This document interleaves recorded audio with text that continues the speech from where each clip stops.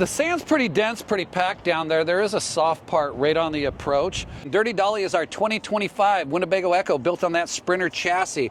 You know, Sho, when I was just down there, we should probably start off with what is maybe one of the first things that you want to do when you're approaching the beach. You're going to drive on the beach, whether it's going to be in your car, your all-wheel drive, your four-wheel drive, etc., right? Is probably knowing the conditions of the sand. So I went back down there a little bit. I checked it out. It was a little dense in most areas. There was some soft sand. And the other thing that you want to consider is where can you air down and where can you stage your vehicle? And that's one of the things we're going to do right down there in what I'm going to call the staging area, again, because it's pretty dense. But what else should we talk about, Shell? Let's go over some safety rules, Jay. Yeah, some safety rules. So whenever you're going to go on public, private land, etc., you want to look and see what the conditions are, what the regulations are, and what's prohibited and what's allowed. So what we usually tend to do is see, hey, we love to get out there, boondock. Is there any camping allowed? In this case, it's prohibited, and that's fine. That's okay. The other thing is safeguard your vehicles. Here's the speed limits, no driving on the dunes, etc. Four-wheel drive vehicles only. You do not want to get a ticket or get that special tow bill, if you will.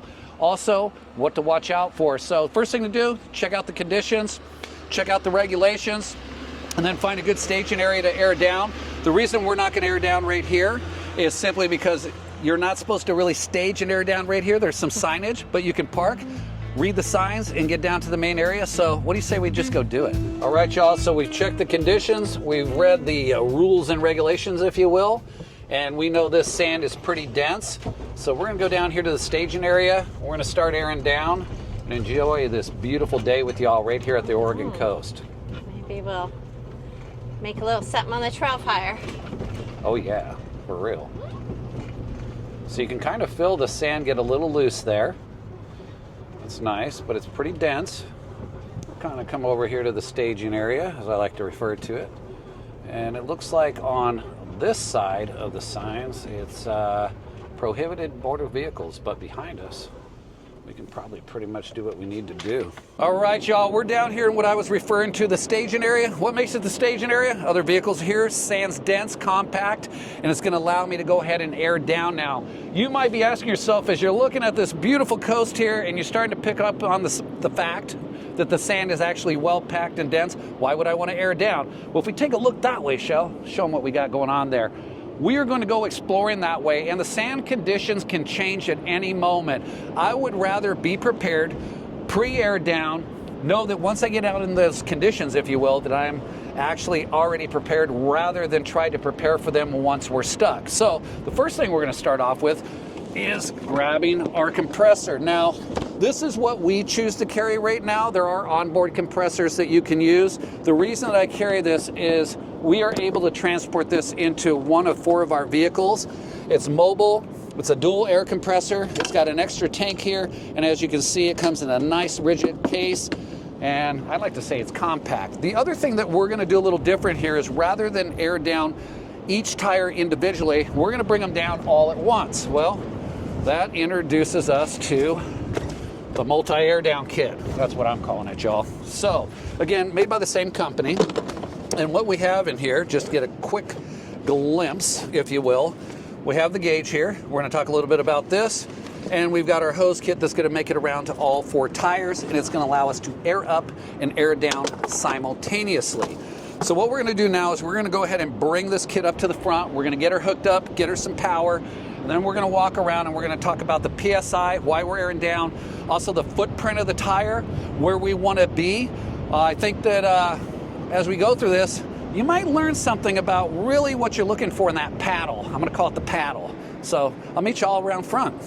All right, y'all, so now we're going to demonstrate the air up and air down. But in this case, we're going to air down first because we got to go have some fun before we air back up. So we got our air compressor right here in our little luggage box. I love that case. I love that compressor. We can move it between vehicles. The rug here is just so I can keep my gear a little more clean. We'll unhook the 4 straps, spin her around.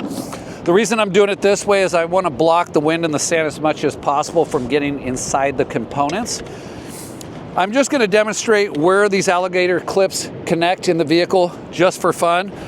But until we air up, we're really not going to need this aspect. You'll notice that we have a hose that comes with the kit, and we also have an air chuck air valve. This kind of tells us where our PSI is. But we're going to be using the 4-way air up and air down kit right here. Now, as I'm pulling this out, you're going to notice that it obviously has its own chuck. It's actually digital. We're going to get into that in a moment. And there's some features on here. It's pretty basic. The other thing that you're going to pick up on is that we have 2 sets of hoses. I want to share something with you that I discovered. You're going to notice that there are unequal lengths in the hoses right here. My suggestion or recommendation is, if your compressor is going to be on the driver's side where you're going to make your positive and your ground connection for the unit, that you take the longer of the 2 hoses, and that goes on the passenger side, and the shorter of the 2 hoses goes on the driver's side. That'll apply to the rear as well. Now, we almost lost our bag, so we're going to tuck that underneath there. So let's go ahead and lay out our hose lines really quickly, and then we'll get into the technical stuff, which there's really no technical stuff, but it sounded cool to say, right? So we've got our, again, if you notice, we have 2 lengths of hoses right here. Again, I'm going to take the longer of the 2 hoses, and I'm going to put that on the passenger side. And in this case, I'm going to go in front of the wheel. It's better because I feel like we have more reach, at least on this vehicle. Throw it across there. We have the shorter end here. We're going to bring our male end right here. This is the female end that has the chuck that's going to connect to your valve, your tire valve. We're going to bring this up forward. Now the next step is pretty straightforward. You're going to take the hose that came with the kit. You're just going to plug her in here. You're going to pull down on the collar. I should probably just demonstrate. It's pretty simple. Simple air chuck, pull down the collar, make sure there's no sand, debris. It's in, it's locked. The second thing you're going to do is take this side, the male, from your front lead. Take the male into the female, pulling down on the collar, like so. Make the connection, make sure it's there. Next thing we're going to do, actually, you know what? That's wrong, but we're going to do it right now. See, sometimes when you're just doing things, you just got to fix them on the spot. That's how we are. Pardon me. You're going to take your air down and air up chuck here. Same thing, male to female, like so. It's in there. Now, there is no left and right side. It's your preference. Going back in again. What we're going to do is pull our hose around this side. Make our connection again. Male to female. And now it's time to go ahead and make connection to our valve stem. Hopefully you have all of your valve stem caps like so. The other thing that's nice about these wheels, and hopefully with most wheels, they have a little notch out.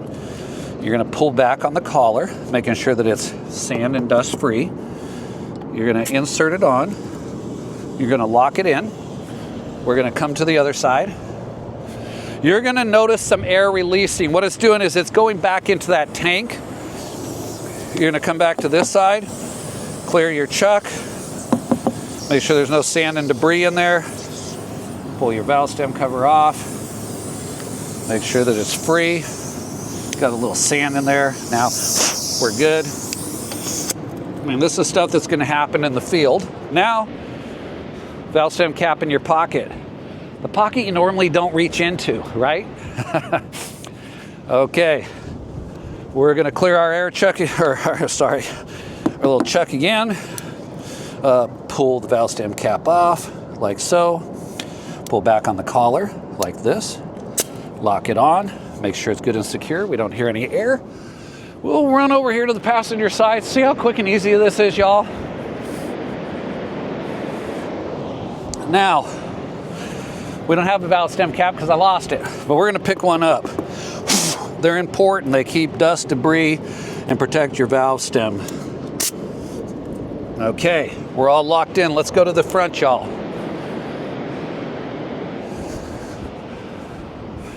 Well, I'm going to release the hood.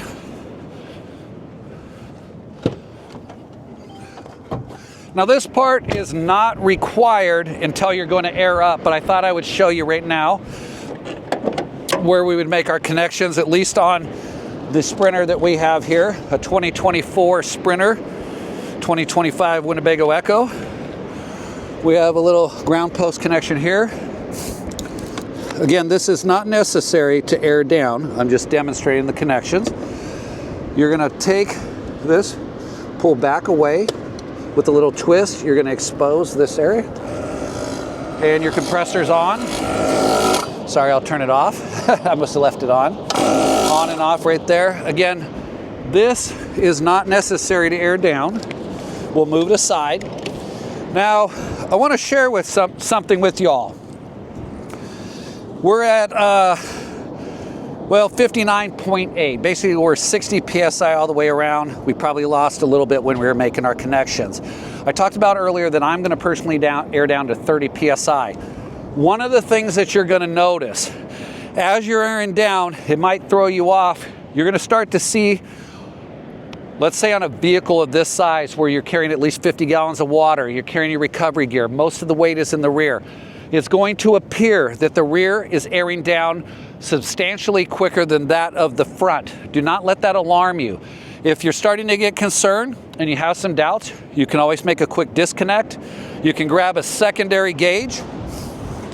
You can double check that you're pretty equal around. You'll probably find that you're within a pound of each other, if not closer. The reason I talk about that is when I was first going through this, one of the things that I was starting to get concerned about is I said, oh my goodness, my front is not airing down. What's wrong with the equipment? Well, it started to balance itself back out. That's the unique thing about this. Now, I do want to share something with you. This is a pretty affordable kit. There are more expensive kits out there where you can set the PSI, walk away, and in theory, if all the components are doing what they're supposed to do, it's going to stop at the designated requested, let's call it, request for air. There's a better term for that, but the point is, you can walk away and say, I want 30 PSI, I want 20 PSI, and you don't have to monitor it. I don't mind monitoring in this case. So as we're about to air down, to demonstrate here, I'm gonna pull down on the collar, the red collar that you see here. Now, the thing that you're gonna notice is we really have more than 8 PSI. I'll lock the collar. We've lost about 2 PSI there. So yes, I'm gonna have to monitor that. I'm gonna start to get a rhythm for it, but I don't mind monitoring it because this is kind of an affordable kit. So we're gonna air down, we're gonna let you all just take a break from that. So one of the things we should check is over the last minute and a half or less, we're already down to 49 PSI all the way around. I'm gonna go ahead and drop the collar, and again, we're looking for 30. The 30 is my go-to right now. If I get into real trouble, I'll walk it down to 20 to get me out of some serious situations, but I'll immediately air back up. I don't wanna go too low. Let's talk about that really quick, because now's a great time, Shell. I don't want to get so low on a vehicle this size and this weight. This is not an SUV. This is not a Subaru or a lightweight Toyota. We do not want this tire walking off this bead, and that can happen. So if you do happen to have to air down below the 30 PSI, and that's my go-to, do your own research, just note, you want to crawl out of your situation and get some air back up in there. This is a big rig here, and the last thing you want to do is walk that tire right off that bead. So I'm going to drop her down. You know, I have to say this airs down pretty quick. We got 8 more PSI, and then we're gonna be at our 30. This gauge is reading 29. This one was reading 30.2 as well as 29.4. I feel like we're pretty good there. Now let's check our rear. Go ahead and pull the collar off. Make sure we don't have any sand. Make sure we get a good bite. And right here, check that out, 29 again, Michelle. Perfect. So again, that proves to you right there that although this looks more squishy and it looks like it's lost more air than the front, we're actually at equal pressure. So now what we're gonna do is we're gonna put our equipment away. We're gonna head that way. We're gonna see what all those folks are doing and what they're doing in the sand, and we're gonna play around a little bit and see if airing down really makes a difference. We know it does, but why not go have a little fun with it, right, Shell?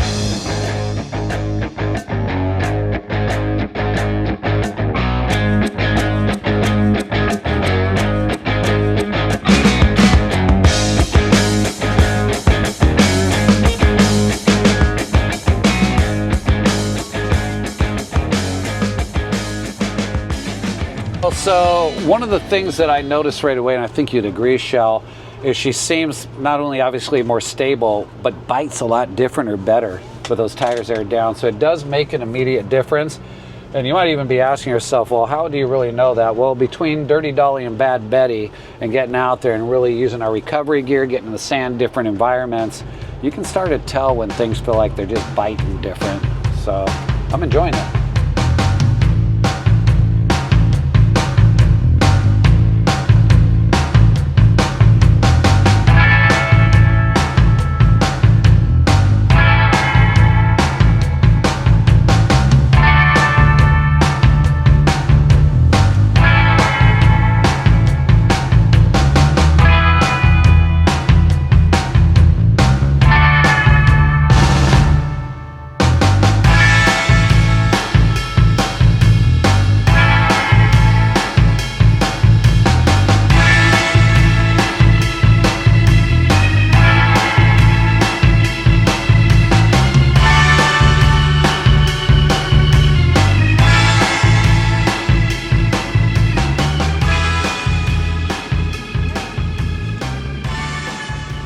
Ta-da!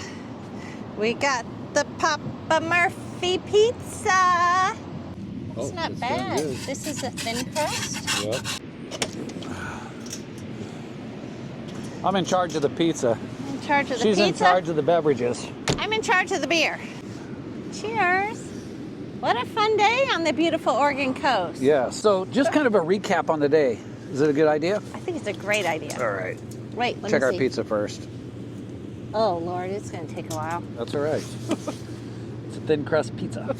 So anyways, back to Dirty Dolly and the air down. We still have to air up, which isn't going to be a problem. We just might have to do it in the evening hours. Probably in the dark, but no biggie. Yeah, we're going to be here for a minute. Yeah. So what would you say you noticed when we were driving along the beach, if anything, airing down versus the times we haven't? As a passenger, it just felt smoother, and I felt like I was kind of floating. Right? Yeah. Usually we don't air down. Right. Usually we just kind of let's just go and see what happens. Yeah. But the overland trip, the Sprinter overland trip, We kind aired down for that. inspired us, and then we've been doing a lot of research on it, and I think it's like smart. I think how you described it though as floating across is rather than feel like we were digging down, it literally felt like we were skimming the sand. Yeah.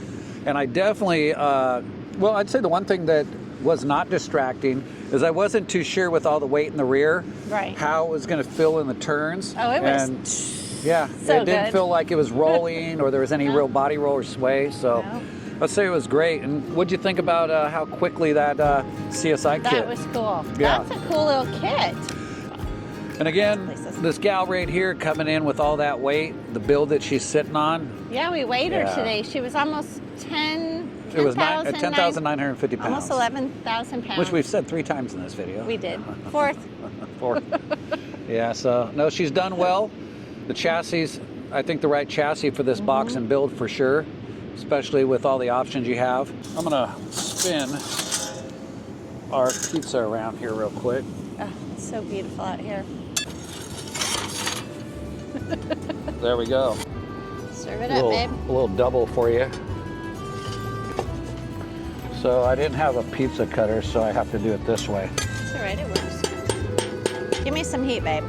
Ready? That's the best thing about this trail fires. I can stay warm while, oh, I love you. 50,000 BTUs of warmth. Oh, it feels Warm so your toesies. good. My toes are gonna be so happy. Okay, tell me how you like the pizza. Oh, I've already been sampling. All right, give me a pizza chair. Cheers, and let's call this a day. Oh my God. Little Papa Murphy's came through with the sausage. You know what's crazy? We pulled it off with the thin crust. I'm not joking. I'm not mad about it. Look at I that. love it. Where is the moon? Straight up there. Oh. Ta-da. Ta-da.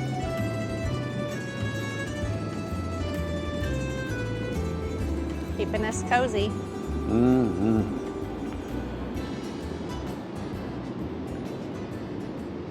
All right, y'all. So we're about to air up. The evening has fallen upon us, and we're basically doing exactly the same setup that we did when we aired down. So just to kind of recap, in this case, we have our ground. We got our positive. That's where we're going to get our power. At the unit itself, we've got our blue line connected right here to the compressor. As we come back around, we have our air gauge that's going to air up all four. We've made one connection, two connections. So now what we need to do is go ahead and connect all of the air chucks to the valve stems. So we're going to do that real quick. Make sure there's no sand. Get the connection. We'll come around this side.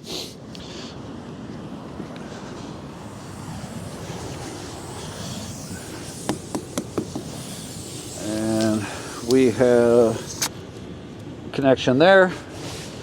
We'll hit the front real quick. Okay, we're hearing a little error because it's bypassing the other valve. Let's put our short run. Remember, all of our long hoses go to the passenger side in this case, and short hoses to the driver's side, again, because our unit is connected to the driver's side. Our unit being our air compressor. Make sure there's no sand. Make sure that's all clear. All right. Our connection's good there. Right now, after letting some air out, we're at 25 PSI. I want to come back up to 60. I'm gonna go ahead and kick on the compressor. By the way, Show, before we do that, LP6s, take a look. They're lighting things up. Yep. The reason I went ahead and fired up the vehicle is we got the LP6s on. We're drawing some power right there from the compressor. So to me, it was just the right thing to do. I can kill the LP6s for now, though.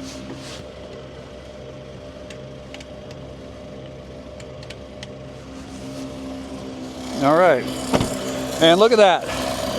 We're already at 32. You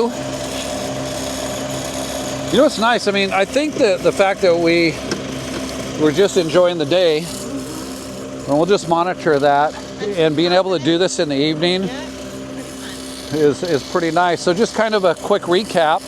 Again, airing down, airing up. Right now, we're only about 70 yards from the exit. Let's talk about our shovel here. Why it's airing up. Yes. Right here, we got our Molly panels. That's a CA Tune product. Yes, it is. We've got a Agency 6 shovel right here with the mounts, the grab handles, the billets, and on the back. By the way, these mounts right here are exclusive to EKKO Nesters. We can get you a set of those. This is a basic pair of recovery boards. Another Molly panel. We have an axe.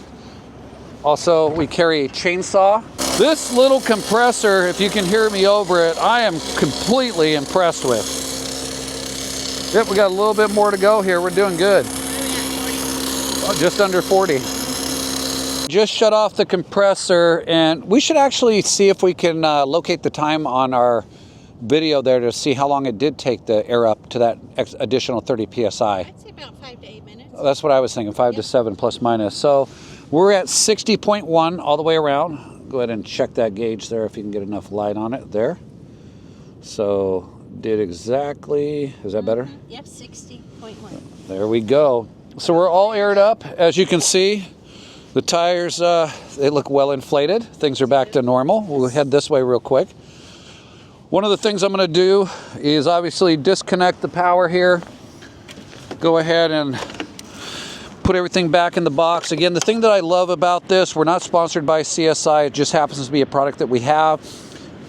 It's done really well, number one. Number two, I like the convenience of the case, the hard shell case, the dual air compressor here, what it's capable of, the auxiliary tank. I also, for the money, this 4-way air up and air down I think is pretty good. Again, you can spend a lot more money on one of those kits and you can kind of select where it's going to self-monitor and shut off and turn on, I should say. But I think for our case, it did really well. Yeah. And outside of that, I think Dirty Dolly's ready to hit the road. What do you think, Shell? We'll get the trail fire cooled down, pull things apart. Thank you for joining us on this adventure. I hope this was helpful.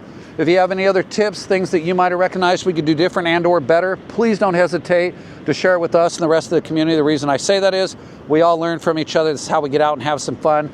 Take your adventure rig out there, live life, have a little fun.